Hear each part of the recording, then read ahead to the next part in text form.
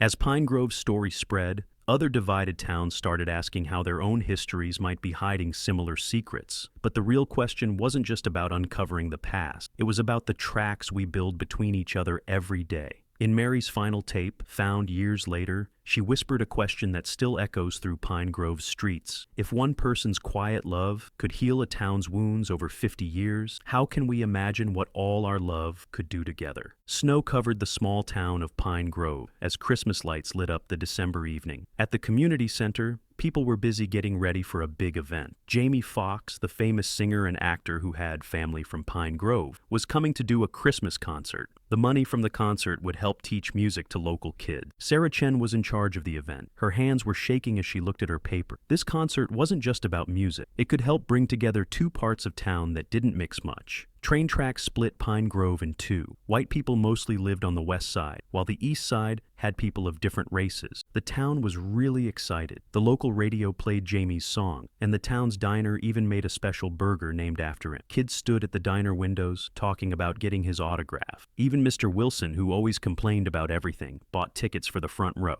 But not everyone was happy. Sarah heard some troubling talk. Mrs. Thompson from the west side was whispering about keeping Christmas traditional. At the store, some people asked why they couldn't get a different singer for their Christmas concert. At first, it was just small things. People giving dirty looks or rolling their eyes. Then things got worse. Someone wrote mean, racist words on Jamie's concert posters. Sarah found the first one outside the library and quickly took it down. But more damaged posters showed up later that day. Someone even started asking people online to sign a paper saying they didn't want the concert. Marcus Johnson, Sarah's old friend, and the only black person on the town council, found her eating Christmas cookies in her office. "We knew some people would be mad," he said, taking a cookie. "But that's why we need this concert." Sarah remembered how they used to eat lunch in secret at school, because their families didn't like their friendship. Then something big happened. Jamie Foxx wrote about the trouble on the internet. But instead of canceling the show, he wrote, "Pine Grove is part of my history. My grandma Mary used to clean houses on the west side to feed her family. She taught me that music is for everyone, no matter what color they are. This Christmas, let's make her proud." This got everybody's attention. News people came to town. Then Mrs. Thompson, who had been against the concert, came to Sarah's office with an old picture. Sarah thought she was going to complain more, but the picture showed a young black woman holding a baby. "That's me and Jamie's grandma Mary," Mrs. Thompson said, crying. "She saved my life when I was choking. She was my best friend, but I never told anyone. Maybe it's time people knew." Sarah looked at the picture, knowing this concert would bring up old secrets. But as news people waited outside and people in town took sides, she wondered if these secrets would help heal the town or just cause more problems. The next morning brought more surprises. As Sarah walked to work, she saw both sides of town had changed overnight. On the east side, people had put up hundreds of small blue ribbons, Mary's favorite color, according to Jamie's old post. But on the west side, many houses now showed red ribbon. The town looked like it was having a color war. At the coffee shop, Sarah heard a story that made her stomach hurt. Tommy Lee, who owned the biggest car shop in town, was telling people he wouldn't fix cars for anyone wearing blue ribbon. Then the East Side's only grocery store said they wouldn't serve people with red ribbon. People who had been neighbors for years stopped talking to each other. But the biggest shock came when Sarah got a strange package. Inside was an old diary and a note that said, "Read page 43. The diary belonged to Mary, Jamie's grandmother. The page told a secret story. Mary hadn't just been Mrs. Thompson's maid. She had saved the whole Thompson family's money during the bank crash of 1960. She had hidden their savings in her house when the bank was about to fail, but never told anyone. The Thompsons' fancy life on the west side existed because of a black maid they had looked down on." Just when Sarah thought things couldn't get more complicated, Jamie's cousin Mike showed up in town. Mike had grown up in Pine Grove and left after high school, but he didn't come to support the concert. He started telling people that Jamie was using the town for publicity. Some people began asking for refunds for their tickets. Then Sarah found out something that changed everything. While looking through old town papers for concert venue information, she found a dusty box in the basement. Inside was a surprising document. 50 years ago, Pine Grove had planned a unity concert with another famous black musician, but the concert never happened because of a mysterious fire at the venue. As Sarah dug deeper, she discovered that the fire wasn't an accident. It was set by someone still living in Pine Grove. The person who set the fire was Mike's father, who still lived on the west side. But here was the twist. He had set the fire because he was being blackmailed by someone who knew about illegal things happening in town. That person was Mrs. Thompson's late husband, who had been the town bank's manager. While all this was happening, more people came forward with stories. The Martinez family from the East Side shared photos of Mary babysitting their kid. The old post office lady remembered Mary sending money orders to help West Side families during hard times. Mary had been like a secret angel, helping everyone while staying invisible. One day, as Sarah walked home, feeling worried about all these secrets, she saw something that gave her hope. In the town park, kids from both sides were playing together, not caring about ribbons or sides of town. They were singing one of Jamie's songs and planning what to wear to the concert. But then Sarah's phone rang. It was Jamie's manager with news that would turn everything upside down. Jamie had also found his grandmother's old letters, and they revealed a connection between himself and Mike that nobody knew about, not even them. This secret would either bring the town together or break it apart forever. Sarah sat in her office late that night, staring at both the diary and the fire document. She knew she had to make a choice: keep these secrets hidden or let the truth come out at the concert. Either way, Pine Grove would never be the same. As she looked out her window, she saw more blue and red ribbons being put up, and wondered if Mary had wanted these secrets to come out all along. The tension in Pine Grove reached its peak when Jamie's manager shared the shocking news. DNA tests from Jamie's recent ancestry research showed that Mike wasn't just his cousin. They were actually half-brothers. Their fathers had been identical twins, but Mike's father had kept this secret his whole life. This explained why Mike was so angry about the concert. He'd just learned the truth himself and felt his whole life had been a lie. The story got even more tangled when old Joe, who ran the town's small museum, had a heart attack. While cleaning out his office, volunteers found a box of old recordings. They were voice tapes Mary had made before she died. She had recorded everything, every secret,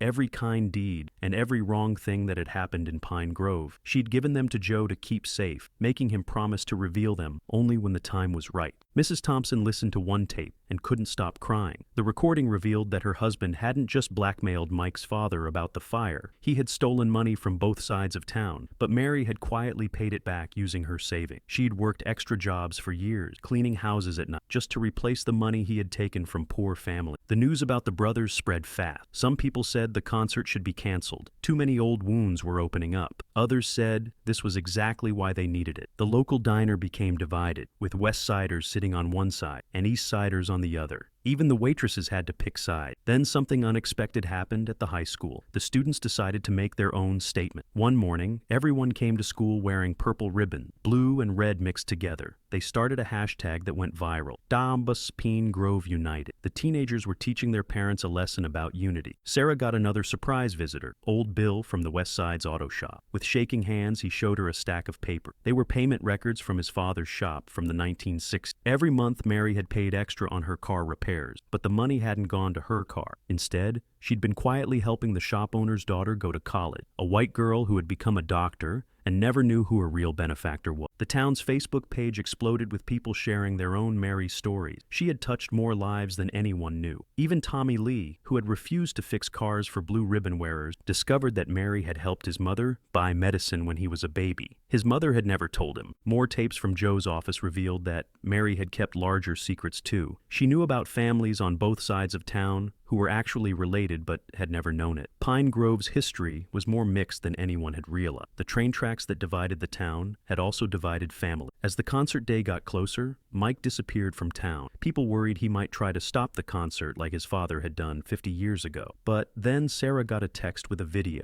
It showed Mike and Jamie together in a recording studio. They were working on a new song about brothers separated by lies but united by truth. Sarah sat in the community center, surrounded by Mary's tapes, old photos, and 50 years of secrets. Tomorrow was the concert. She had to decide which secrets to share and which to keep. As she looked out the window, she saw people taking down their red and blue ribbon. Purple ribbons were appearing everywhere. But would this newfound unity last beyond tomorrow night? And what would happen when the biggest secret of all, one that even Mary had taken to her grave, finally came out during the concert? The morning of the concert arrived with an unusual silence in Pine Grove. The snow had stopped, leaving everything sparkling and white, as if the town had been cleaned fresh for what was about to happen. Sarah arrived at the community center at dawn to find a long line already forming. But it wasn't the usual line for a concert. People were standing together, holding old photos, letters, and documents. They had all come to share their stories before the concert. A table was quickly set up in the lobby. On it, People placed their memory, proof of how connected their town really was. Tommy Lee put down his mother's old medicine bottle, still bearing Mary's handwriting. Mrs. Thompson added her bank statement, showing the mysterious deposits that had saved her family. Even the Martinez family brought their old Christmas photos, showing Mary at their dinner table. The biggest surprise came when Mike and Jamie walked in together. They weren't sneaking in the back door. They walked right through the front, wearing matching purple jackets. Behind them came a group of elderly people Sarah had never seen before. They were former Pine Grove residents who had moved away during the troubled time. They had all come back for this night. But just as things seemed to be coming together, Sarah noticed something strange. Page 43 was missing from Mary's diary, the page that told the truth about the Thompson family's money. Mrs. Thompson turned pale when she heard that. That page had proof that her family's wealth came from Mary's help. Without it, who would believe the story? Then came an even bigger problem. The power went out in the whole community center. People started whispering that it was sabotage, just like the fire 50 years ago. The backup generator wasn't working either. With only 2 hours until the concert, they had no lights, no sound system, and no heat. Sarah watched in amazement as something unexpected happened. People took out their phones and turned on their flashlights. Car headlights were pointed at the building. The high school students who had started the Purple Ribbon movement began setting up battery-powered speakers they used for their parties. While this was happening, Mike found Sarah and handed her an envelope. Inside was the missing page 43, but there was more. There was also a letter Mary had written the day before she died. It was addressed to both sides of town, but it had never been delivered. The letter revealed the biggest secret of all, why Mary had helped so many people in secret, and why she had recorded everything on those tapes. As Sarah read the letter, her hands started shaking. This wasn't just about money or family secrets. Mary had been protecting something much bigger, something that would change how everyone saw Pine Grove forever. With just 1 hour until the concert, Sarah had to decide. Should she read this letter to everyone? Was the town ready for Mary's final secret? The power was still out, but now hundreds of candles lit up the community center. In the warm glow, Sarah could see faces from both sides of town, looking expectantly at the stage. Jamie and Mike were getting ready to perform, not knowing that in her hands, Sarah held a truth that could change their lives, and everyone else's, forever. As she walked toward the stage, the candles flickered, and in their light, she could have sworn she saw Mary's smile in every face looking back at her. Through the candlelight, Sarah walked to the stage, her heart pounding. She glanced at Jamie and Mike, who were tuning their guitars, unaware of how their world was about to change. The letter in her hands felt heavy with the weight of its secrets. She took a deep breath and began to read. "Dear Pine Grove," Mary's letter began, "if you're reading this, it means the truth has finally found its way home." The room fell silent. Even the children stopped whispering. The fire that stopped the concert 50 years ago wasn't just about music. That night, I discovered papers proving that Pine Grove was built on land stolen from both Black and Native American families. The bank manager, Mr. Thompson, had found the original deeds but kept them hidden. He threatened to destroy them if I told anyone. Mrs. Thompson let out a small cry, but Mary's letter wasn't finished. I made a choice that night. Instead of fighting, I decided to help everyone, quietly, secretly. Every dollar I saved went to the families who had lost their land, on both sides of the track. The money I gave wasn't charity. It was repayment for what was taken. The letter went on to reveal something even more surprising. Mary hadn't just been a maid. She had been a trained lawyer, but couldn't practice because of her race. She had used her knowledge to secretly document everything, planning for this very moment. The tapes, the diary, the photos, they were all evident. Just then, the power came back on, but nobody moved to turn off their candles or phone light. In the mixed lighting, Jamie stepped forward. "Before we start the music," he said, "there's something Mike and I need to share." He explained that they had spent the last week looking into their family history. The DNA test hadn't told the whole story. Their fathers weren't just twins, they were part of Pine Grove's oldest family, with roots going back to the original settlers, both Black and white. As this news sank in, something magical happened. An elderly Native American man stood up from the back row. "My name is Joseph Rivers," he said. "Mary was my friend too. She helped us keep our family stories alive." He held up an old map showing how Pine Grove's land had once been shared by everyone, without any tracks dividing it. The concert that followed wasn't just about music. Between songs, people stood up to share their story. The missing piece of Mary's diary was passed around, finally ending up with the town's historian. The high school students recorded everything on their phone, creating a digital history of their town's true story. But the biggest moment came near the end. Sarah found one last note in the envelope, written in Mary's handwriting. Look behind the community center's cornerstone. What was lost can still be found. As people rushed to look, nobody noticed a strange car pulling up outside, bringing someone who would add one final twist to Pine Grove's incredible night. Section 6. Behind the community center's cornerstone, they found a small metal box. Inside were the original land deeds Mary had mentioned, perfectly preserved. But there was also a key with a note. For the old bank vault, there's more to find. As people crowded around to see, the strange car's door opened. Out stepped an elderly man using a cane, Mr. Thompson himself, who everyone thought had died years ago. Mrs. Thompson nearly fainted. Her husband hadn't died. He'd been living in hiding all these years. He walked slowly through the crowd, which parted like water. His eyes were filled with tears. Mary made me promise to come back tonight, he said, his voice shaking. She knew I couldn't live with the guilt forever. He explained that Mary had given him a choice 50 years ago,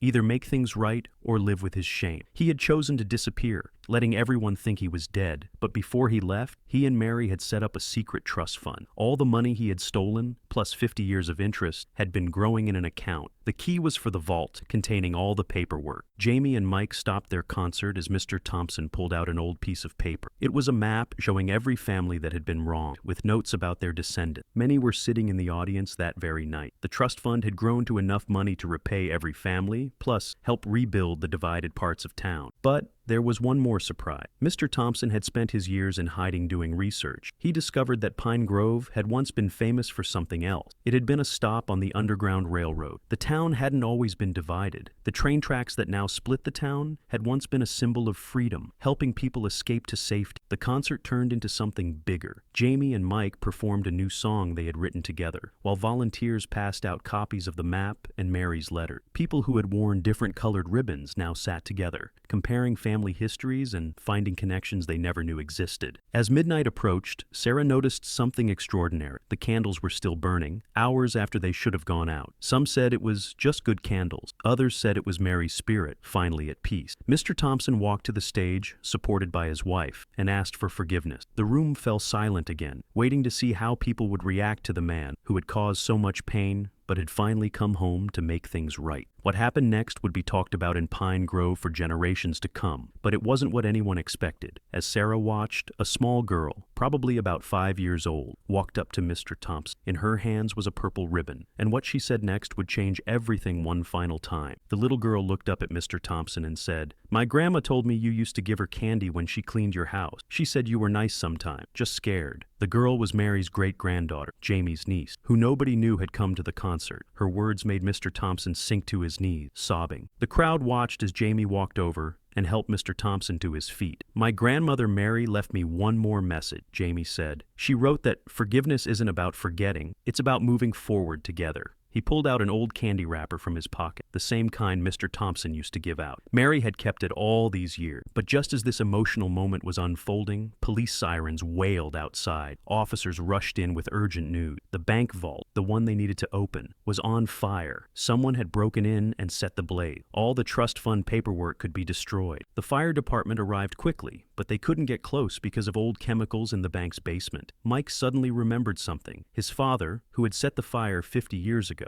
had told him about a secret entrance to the vault. Without thinking, Mike ran toward the bank. Jamie tried to stop his newfound brother, but Mike was already gone. The crowd watched in horror as smoke poured from the bank's window. Then, something amazing happened. People from both sides of town formed a line, passing buckets of snow to help the firefighters. Inside the bank, Mike found more than just the vault paper. Hidden in an old filing cabinet was a second set of Mary's recordings, ones that nobody knew about. He could hear them sizzling from the heat. As smoke filled his lungs, he had to choose: save the trust fund papers or save Mary's final messages. Back at the concert hall, Sarah noticed something odd about the cornerstone box. There was a false bottom. Under it lay a single photograph that would explain why someone wanted to burn the bank vault, and it had nothing to do with money. But before she could show anyone, the lights went out again. This time, it wasn't an accident. In the darkness, a voice spoke up, one that hadn't been heard in Pine Grove for 50 years. It belonged to someone everyone thought was long gone, someone who knew why the bank vault was really set on fire, and someone who had been watching everything unfold from the shadows.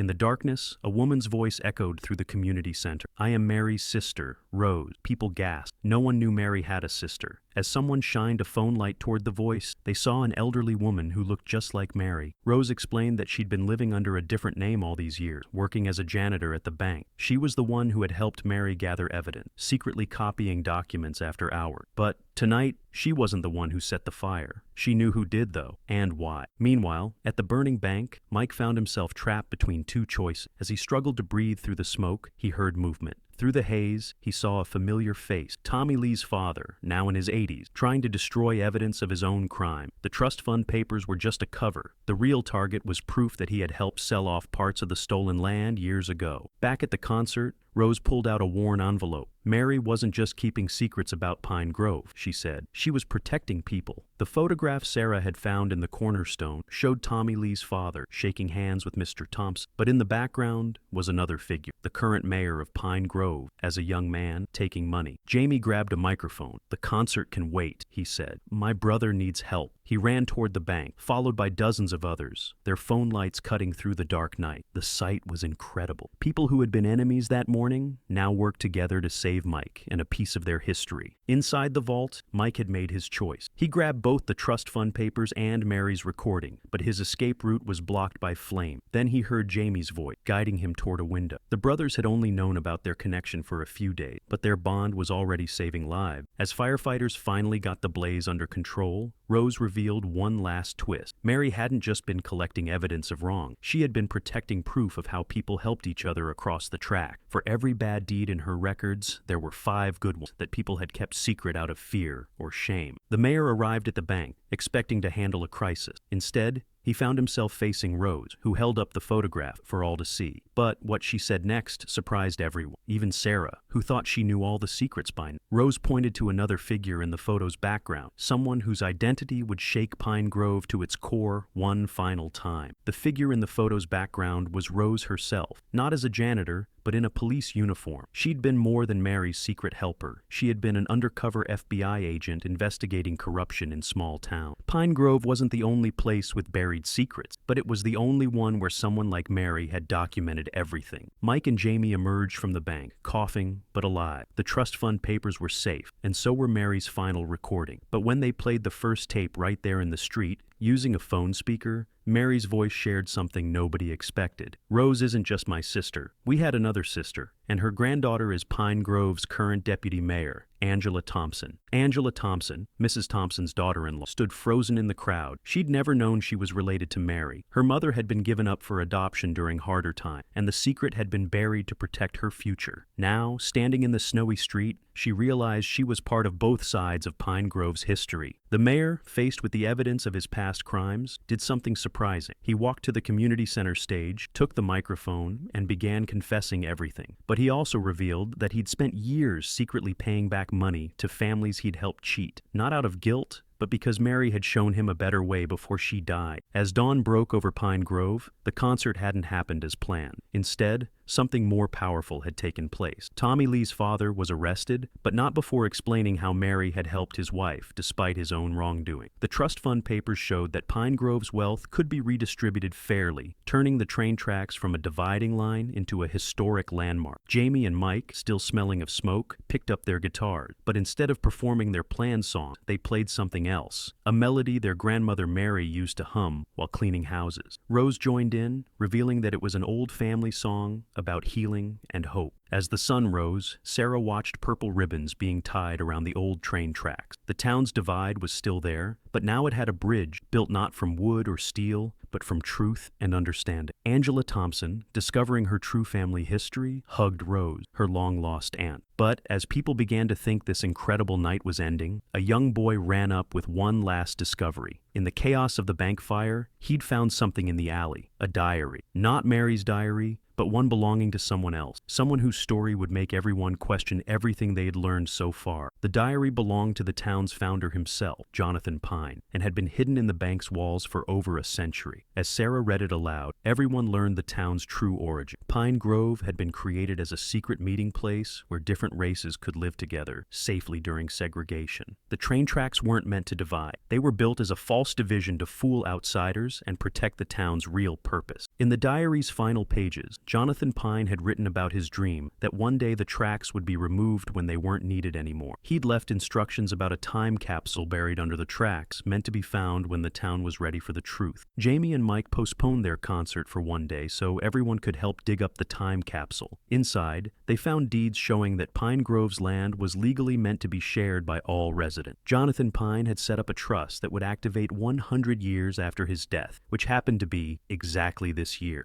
The capsule also contained a surprise for Mary's family. Jonathan Pine's wife had been a freed slave, and Mary was their great-granddaughter. This meant Jamie and Mike weren't just brothers. They were the direct descendants of Pine Grove's founders, one raised on each side of the tracks, without knowing their true heritage. The concert finally happened the next evening, but it wasn't just Jamie Foxx performing anymore. People from both sides of town joined in, sharing songs that had been passed down through generations. The high school students premiered a song they'd written about Mary, with a chorus that brought tears to everyone's eyes. Mrs. Thompson and Angela worked together to create a new town council, one that represented everyone equally. The trust fund money was used to build a new community center right on top of the old train track. They named it Mary's Place, a spot where anyone could share their story. Rose decided to stay in Pine Grove, moving into Mary's old house. She started a program teaching young people how to research their family history. The mayor resigned but stayed in town, working alongside those he'd once wronged to make things right. The bank vault recordings and documents were turned into a museum exhibit called Mary's Memory. But the most popular display wasn't the evidence of past wrong. It was the wall of good deeds Mary had documented, showing how people had helped each other across the tracks for generations. Tommy Lee's father, from his jail cell,